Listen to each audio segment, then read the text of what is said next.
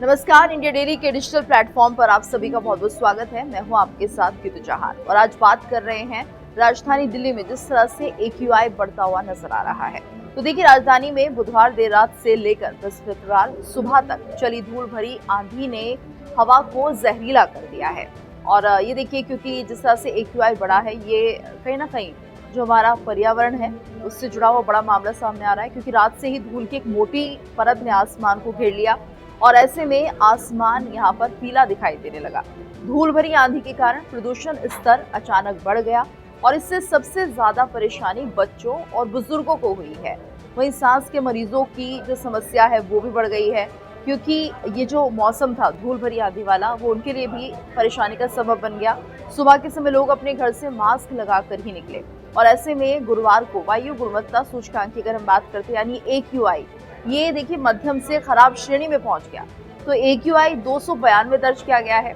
और इसमें बुधवार की तुलना में 157 सूचकांक की वृद्धि दर्ज की गई। तो केंद्रीय प्रदूषण नियंत्रण बोर्ड यानी कि CPCB का पूर्वानुमान है कि शनिवार को हवा मध्यम श्रेणी में पहुंचने की संभावना है और इससे लोगों को प्रदूषित हवा से थोड़ी राहत मिलेगी। लेकिन जिस तरह से गुरुवार को हवा उत्तर पश्चिम दिशा से 25 किलोमीटर प्रति घंटे की गति से चल रही थी और शुक्रवार की अगर हम बात करें तो हवा उत्तर पश्चिम दिशा से 15 से 20 किलोमीटर प्रति घंटे की रफ्तार से चल सकती है। ये उम्मीद जताई जा रही है कि अगर ये स्पीड है गुरुवार को, तो शुक्रवार को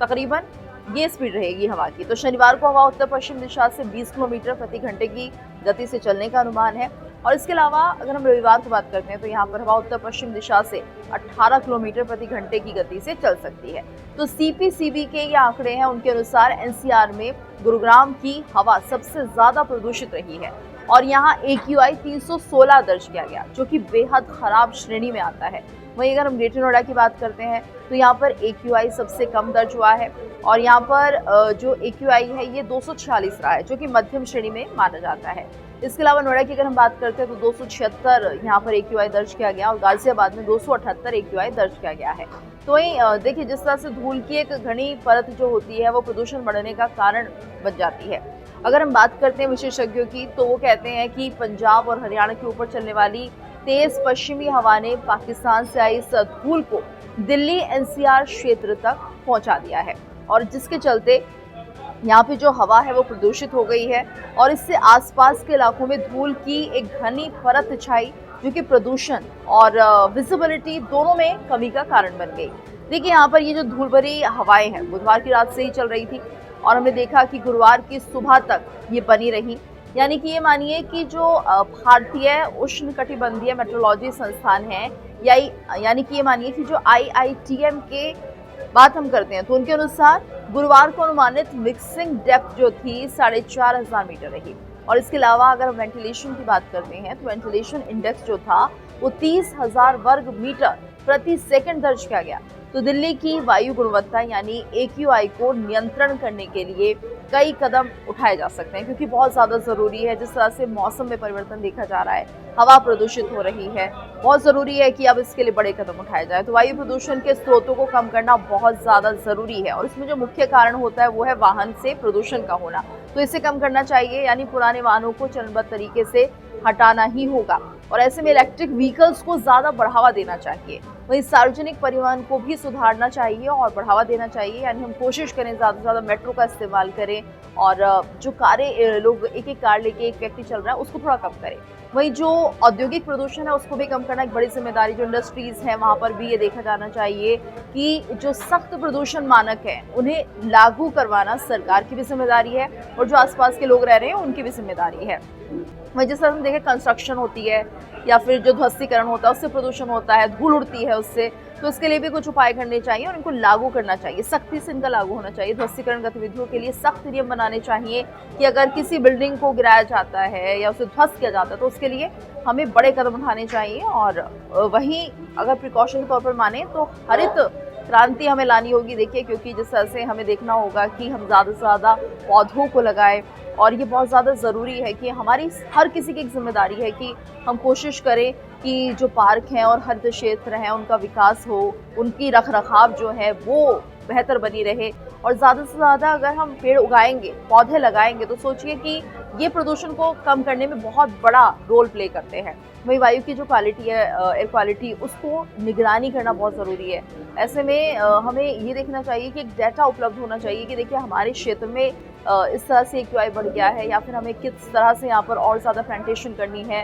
जागरूकता लोगों में होनी चाहिए, जानकारी होनी चाहिए कि प्रदूषण का जो प्रभाव है वो हमारे ऊपर किस तरह से पड़ेगा, वो हमारी सांसों पर किस तरह से असर डालेगा, जो हम ब्रीथ कर रहे हैं जिस हवा को, वो किस तरह से हमारे लंग्स को नुकसान पहुंचा रही है। तो वायु प्रदूषण नियंत्रण के लिए सख्त नीतियां, नियम बनने जरूरी हैं। वायु प्रदूषण कम करने के लिए प्रोत्साहन भी हमें लोगों को करना चाहिए, साथ ही साथ हमें उन्हें पुरस्कार भी देना चाहिए। मानिए कि अगर कोई बेहतरीन काम कर रहा है वायु क्वालिटी को सुधारने के लिए, एयर क्वालिटी को सुधारने के लिए, तो हमें उसे इनाम भी देना चाहिए। वही ये भी देखिए कि जिस तरह से कुछ वाहनों का उपयोग है जिनसे बहुत ज़्यादा प्रदूषण होता है, तो उन पर प्रतिबंध लगाना एक बहुत बड़ा काम है, बहुत बड़ा स्टेप है, इसको लेना होगा और इसी में हम देखेंगे कि बहुत हद तक जो एयर क्वालिटी है उसमें सुधार किया जा सकता है। तो लोगों के स्वास्थ्य की रक्षा करना सभी की जिम्मेदारी है, हम सबकी जिम्मेदारी है कि हम भी अपने आसपास अगर ऐसे व्हीकल्स को देखते हैं जो बहुत ज़्यादा पॉल्यूशन फैलाते हैं, तो हमें उनको लेकर सजग होना होगा, या अगर कोई नहीं मान रहा है तो उसकी शिकायत हमें आगे करनी होगी, जिससे कि उन पर एक कड़ी कार्रवाई की जा सके। हालांकि हम सबकी जिम्मेदारी है कि धीरे धीरे ही सही, लेकिन बड़े कदम हमें उठाने के लिए आगे बढ़ना होगा। और ऐसे में सबसे ज़रूरी तो यही है कि हमें अपने आसपास ज़्यादा से ज़्यादा पौधों को लगाना होगा। अगर कोई हम देख रहे हैं कि व्हीकल सही नहीं है, उसमें से प्रदूषण आ रहा है, तो उन्हें हमें बताना होगा, और अगर वो नहीं मानते हैं तो प्रशासन से इस बात की शिकायत करनी होगी या जानकारी देनी होगी उस व्हीकल के बारे में कि देखिए ये जो है व्हीकल, उसमें इतना प्रदूषण निकल रहा है और इसका जो मालिक है वो उसे ठीक कराने के मूड में नहीं है। तो अपने आप ही फिर आगे बड़े कदम उठाए जाएंगे और ऐसे में मिलजुल कर ये कार्रवाई करी जाएगी, तभी हम ये मानेंगे कि जो हमारी हवा है, जो हमारा वातावरण है, उसमें शुद्धिकरण होगा, यानी जो AQI लेवल की बात हम करते हैं उसमें गिरावट दर्ज की जाएगी। और तब जाके हम ये मान सकते हैं कि हम एक ऐसी जगह पर रह रहे हैं जिससे कि हमारे फेफड़े स्वस्थ रहेंगे, स्वच्छ रहेंगे, और एक स्वच्छ हवा का जब हम इनटेक करेंगे तो आप खुद मानिए कि हमारा जो पूरा शरीर है वो स्वस्थ रहेगा। और ये सबकी जिम्मेदारी है, तो सबको अपनी भागीदारी निभानी होगी और अपने अपने तरीके से कदम उठाने होंगे, तभी हम ये कह सकते हैं। क्योंकि सिर्फ सरकार पर, प्रशासन पर जिम्मेदारी नहीं थोपी जा सकती, हम सबकी जिम्मेदारी है कि अपने आसपास के वातावरण को स्वच्छ और साफ रखें और ऐसी हवा, ऐसी एयर क्वालिटी हम अपने आसपास पैदा कर पाएँ जिससे कि कम से कम आने वाले भविष्य में हम अपनी जो आने वाली पीढ़ियां हैं उनको कम से कम स्वच्छ हवा की सौगात दे पाएँ। इसलिए ज़्यादा से ज़्यादा पेड़ों का उगना और बाकी दूसरे जो प्रिकॉशंस हैं उन पर अमल करना ज़रूरी है। आप इस खबर को लेकर क्या राय रखते हैं, कमेंट करके ज़रूर बताइए।